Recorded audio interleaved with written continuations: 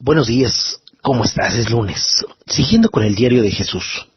Dice la Biblia en Mateo 21, cuando Jesús, después de que entró en la ciudad de Jerusalén, se fue al templo y empezó a sacar a todos los que estaban vendiendo y comprando cosas. Ahí derribó las mesas de los que cambiaban dinero de otros países por dinero del templo, y también tiró los cajones de los que vendían palomas. Y les dijo, Dios dice, mi casa será llamada casa de oración, pero ustedes la han convertido en cueva de ladrones.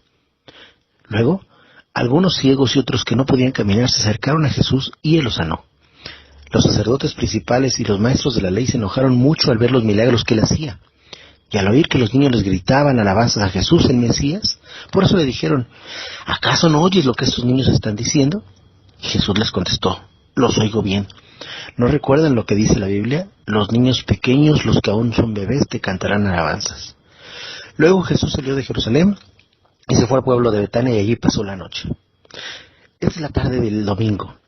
Después de haber entrado a Jerusalén, va al templo y hace varias cosas que nos pueden servir para aprender el día de hoy. Primero, derriba las mesas de los que cambian dinero y habla en un sentido. ¿Cuántos de nosotros metemos a la iglesia nuestras propias costumbres, hábitos o malos hábitos que traíamos del mundo?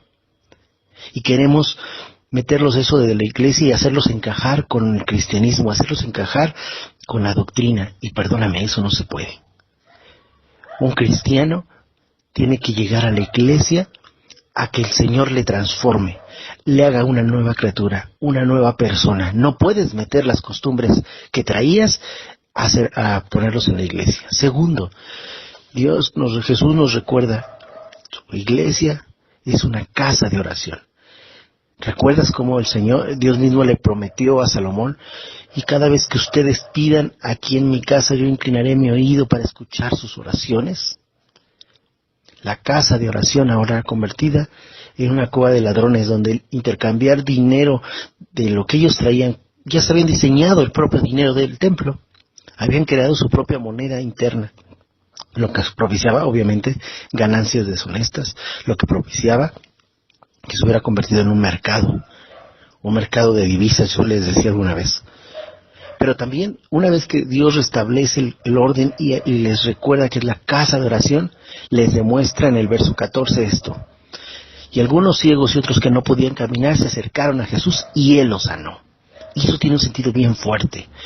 Cuando tú vienes a la casa de oraciones, recuerdas que ese lugar es donde el Dios inclina su oído para escuchar nuestras oraciones, entonces pueden suceder las obras de Dios. Entonces, si estabas ciego porque no podías ver, espiritualmente no podías ver que con tu vida Dios te abre los ojos y te muestra un nuevo camino. Y los que no podían caminar, que se sentían atados, que se sentían que no podían avanzar, ahí encuentran las fuerzas para seguir andando. Se acercaron a Jesús y Él los sanó. Por último, de esta escena, Jesús también les recuerda de los niños, ellos mismos te alabarán. Dios bendice, se alegra cuando tus hijos y mis hijos le alaban a Dios con sus palabras, con la sencillez de su alabanza, pero tiene poder porque viene desde su corazón. Ojalá que yo aprendiéramos a alabar como un niño. Eso fue el domingo en la tarde, muy de mañana, ya en lunes, hoy es lunes, se da la maldición de la higuera estéril. En el camino viene Jesús de Betania a Jerusalén, son 3 kilómetros, y ahí tuvo hambre y se acercó a una higuera para comer sus higos, y no encontró ningún higo para comer. Así que Dios le dice que nunca vuelvas a dar higos, y en aquel mismo instante el árbol se secó. Aquí hay una pregunta interesante.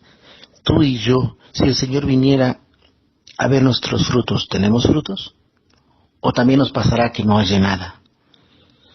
El Señor, en esta escena, reprueba al pueblo de Israel representado por aquella higuera, la cual nunca dio un fruto espiritual aceptable delante de Dios. La pregunta, ¿tú y yo estamos dando fruto espiritual aceptable delante de Dios? ¿O tendremos que gritar, ten paciencia, mi Señor, así como que no me pase así como le pasó a esta higuera? Cuando a los discípulos vieron el poder de lo que había haciendo, le preguntaron, ¿y cómo fue posible que se secara tan rápido? Y Jesús les da una promesa que al día de hoy nos alcanza. Te aseguro que si tú tienes la fe y la confianza y no dudas del poder de Dios, todo lo que pidas en tus oraciones sucederá. Hasta podrás hacer lo mismo que Jesús hizo con la higuera y más todavía. Si le dijeran a esta montaña, quítate de aquí y échate en el mar, ella los obedecería. La clave está en la confianza y en no dudar